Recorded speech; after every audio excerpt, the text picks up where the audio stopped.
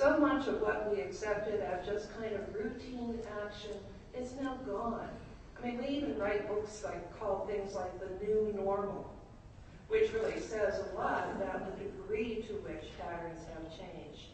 You know, how could we even begin to think that museums would be holding still during this time?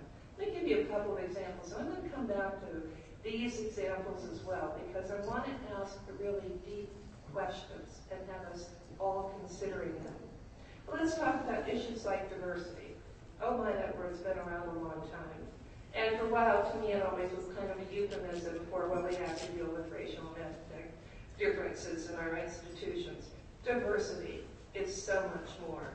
It is not just all the issues of this extremely varied nation in which we live, but it's things like gender, about different age groups, about being able to deal with the baby boomers and the echo boomers and the preschoolers and what are all the needs and can we do them all at the same time.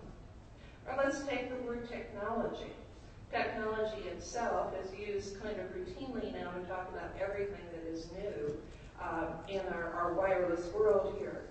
But the adaptation of technologies or new technologies is not just about how we change our operations or how we change our communications, but technology itself has changed how people go about learning, how they go about seeking information, who they trust as providers of information. That has profound implications for the work that we do. A word we don't mention too much, mobility. Traveling out here, I thought about it. Our sense of place. I'll put it in those terms. And I can use my own experience here. I grew up in Cleveland Heights, Ohio. I've lived in Pennsylvania, in Chicago, in Washington, D.C., in Massachusetts. Now I live on the eastern shore of Maryland. I've had a variety of jobs. I've changed careers 3 times. This is a common narrative for many, many people. Even when we stay in one place, we are frequent travelers. And the world that we encounter out there has grown amazingly the same.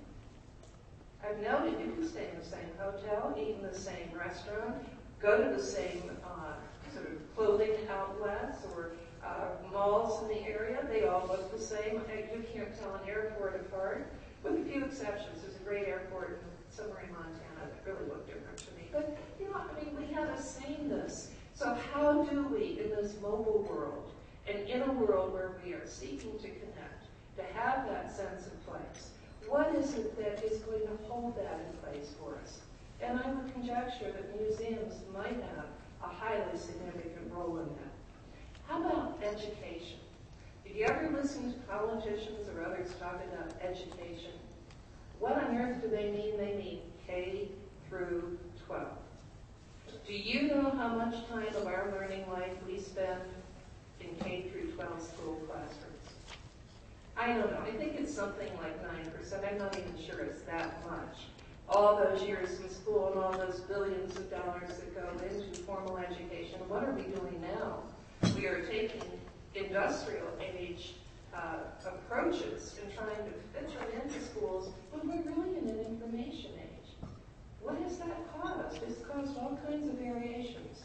We have charter schools, we have homeschoolers, we have museum schools, we have learning on the internet, we have after-school programs, all somehow to augment or perhaps to be a substitute for the very restrictive way in which we talk about education.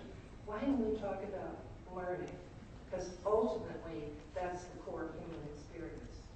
So if we look at this, the change, the upheavals are everywhere. We're right there in the midst of them. And there is no question that we really do need to change, and we do need to be players in this very different world. The questions might not be so much what are the promises or what are the perils.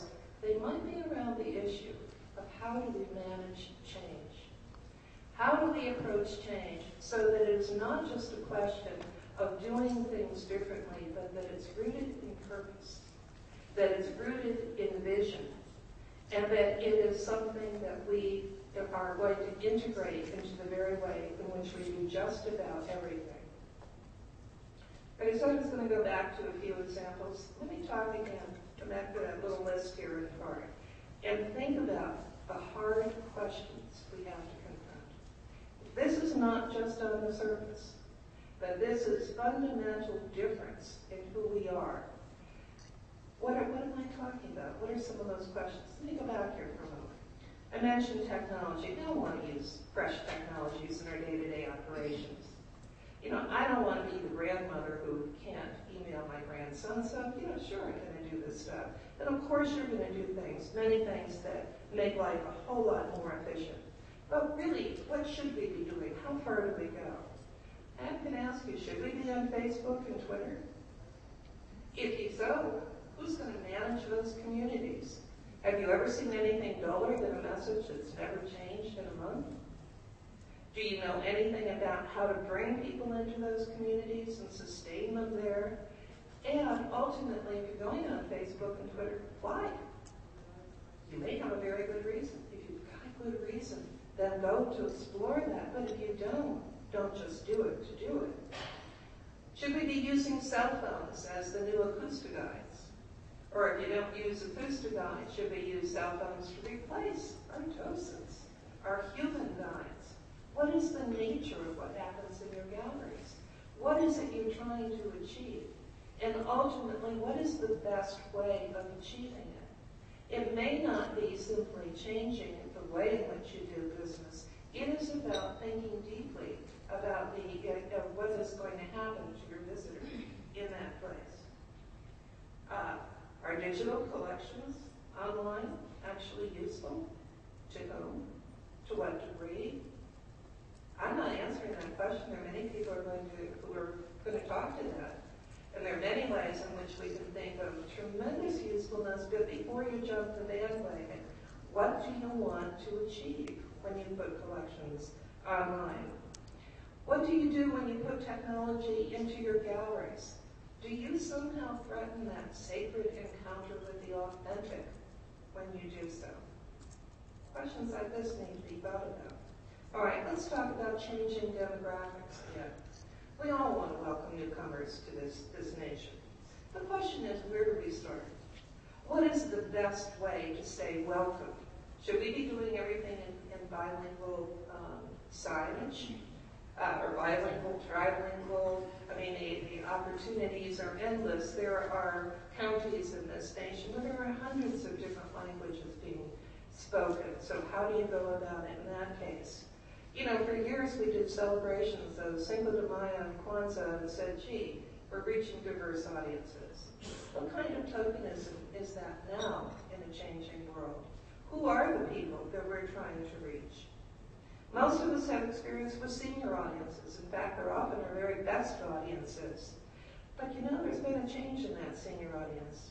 The baby boomer of today is not just the blue rinse crowd of the past. They have different expectations, different understandings in their world. Just ask Elder Hostel. There was a point when that fabulous program of Elder Hostel almost fell apart. Why? Because the seniors didn't want to stay in college dorms anymore. They didn't want to be in the cheap motel and have the cheapest possible meals and a peanut butter and jelly sandwich for lunch. These were people who wanted the whole thing.